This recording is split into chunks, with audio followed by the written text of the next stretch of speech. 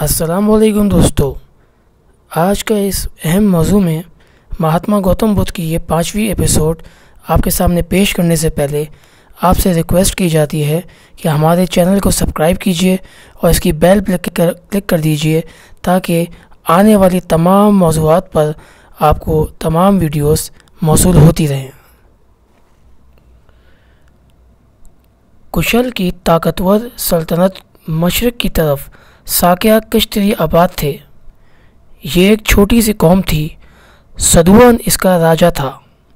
بنارس سے 100 میل کے قریب واقع تھی۔ سدوون بہت ہی بہادر راجا تھا، اس لیے وہ چاہتا تھا کہ اس کا بیٹا سدھارتھ گوتم بھی بہادر اور جنگجو بنے۔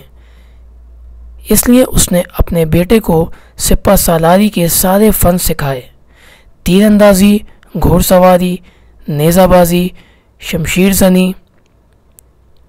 ریسرچ میں یہ پتہ چلا کہ جب بدھا کی شادی یسوما نامی شہزادی سے ہوئی تب بدھا کی عمر 16 سال تھی اور کچھ روایت میں 18 سال تھی۔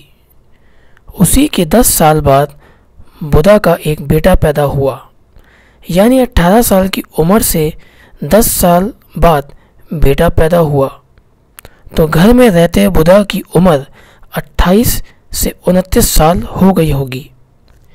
یہ بات نوٹ کرنے کی ہے۔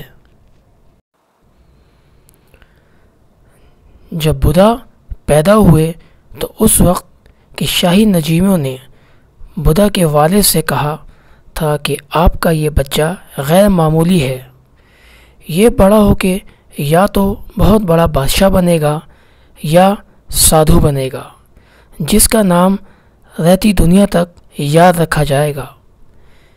اس لیے ان کے والد نے بدھا کو سب فن سکھائے تاکہ بدھا نسل کے ساتھ ساتھ بادشاہت بھی سنبھال سکے، لیکن قدرت کو تو کچھ اور ہی منظور تھا اور بدھا کو حق کی تلاش میں نکل جانا تھا۔ ہر آسائش سکون چھوڑ کر، بیوی بچے بادشاہت سے منہ موڑ کر۔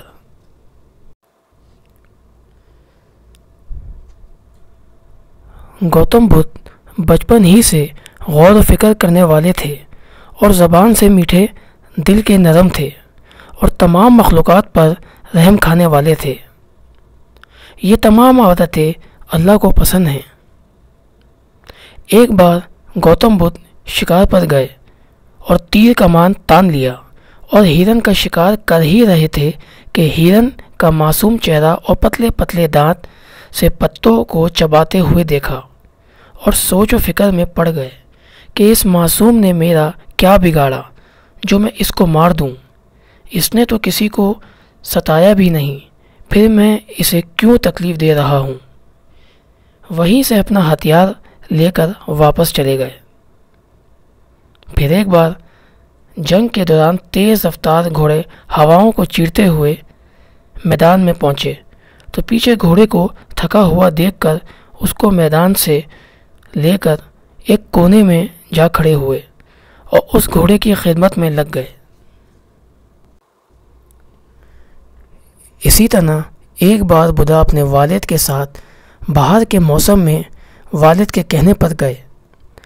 والد نے کہا، چلو ساتھ میرے اور دیکھو پھول پودے درخت پر کیا جوبن اور تازگی چھائی ہے۔ گوتم اور ان کے والد جہاں تک گئے خدا کی قدرت کا نظارہ دیکھ رہے تھے۔ ہری ہری زمین، نیلا نیلا آسمان، دور دیکھتے ہیں بدھا ایک کسان کو دیکھتے ہیں کہ وہ محنت سے اپنے فائدے کے لیے فصل کاٹ رہا ہے اور جانور کا استعمال کر رہا ہے، لیکن جانور کی فکر نہیں کر رہا۔ کسان بیل کو ڈنڈے سے مار رہا ہے اور بیل درد سے گرا جا رہا ہے۔ آگے جا کے دیکھتے ہیں ایک باغ میں باز نے کبوتر پر جھپٹا مارا اور اسے کھا گیا۔ ان سب باتوں نے بہار کے موسم کا مزہ ہی خراب کر دیا اور دل میں یہ خیال آیا کہ خود غرض ہے، ہر انسان انسان کا دشمن ہے، ہر جانور جانور کا دشمن ہے۔ اور اسی افسوس میں واپس گھر چلے گئے۔ اس کے کچھ عرصے بعد مہاتما گوتم بدھ نے ایک خواب دیکھا کہ ایک مرد جو بڑھاپے کی وجہ سے چل نہیں سکتا، وہ کہتا ہے کہ ایک دن تو بھی ایسا ہی بوڑھا اور کمزور ہو جائے گا۔ پھر دیکھتے ہیں ایک شخص بیمار ہے اور درد سے آواز لگا رہا ہے اور کہتا ہے گوتم ایک دن تو بھی اسی طرح درد سے گھبرائے گا۔ پھر دیکھتے ہیں ایک شخص مرا پڑا ہے اور جسم اکڑا ہوا ہے اور کہہ رہا ہے گوتم تو ایک دن ایسے ہی مر جائے گا۔ بس اسی کے کچھ عرصے بعد گوتم بدھ اپنی بیوی، بچے، ماں باپ اور محل چھوڑ کر چلے گئے۔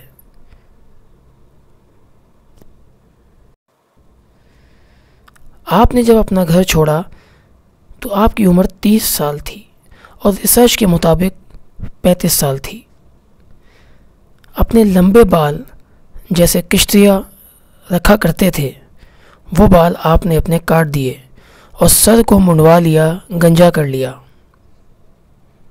اور اپنے قیمتی لباس زیور اتار ڈالے اور فقیری لباس پہن لیا۔ 10 سال تک اسی مراقبے میں رہے اور یہی سوچتے رہے کہ دنیا دکھ، درد، تکلیفیں کیسے ختم کی جائیں اور اس سے کیسے رہائی حاصل کریں۔ اپنا محل چھوڑنے کے بعد، کئی دور سفر کرنے کے بعد آگے ہی جنگل میں کچھ برہمن مذہب ہندو کے عبادت گزار اپنے مراقبے، اپنی عبادت میں مشغول تھے۔ آپ ان کے پاس جا کے مشورہ لینے لگے کہ غم سے کیسے بچایا جائے اور سچی خوشی کیسے پائی جائے، اور انہی کے پاس 4 سے 5 سال آپ نے ان کے ساتھ عبادت اور ان کے طریقوں کو سیکھا، مگر وہ بھی کچھ نہ بتا پائے۔ پھر آپ نے وہ جگہ چھوڑ دی اور اپنا سفر جاری رکھا اور پٹنہ سے آگے جا کر گھنے جنگلوں میں 7 سال عبادت ریاضت کی اور جسم کو بھوک سے نڈھال کر دیا، اور اس کی وجہ جسم کی حقیقت کا راز جاننا تھا۔ یہاں تک کہ آپ کئی دفعہ بے ہوش ہو جایا کرتے تھے۔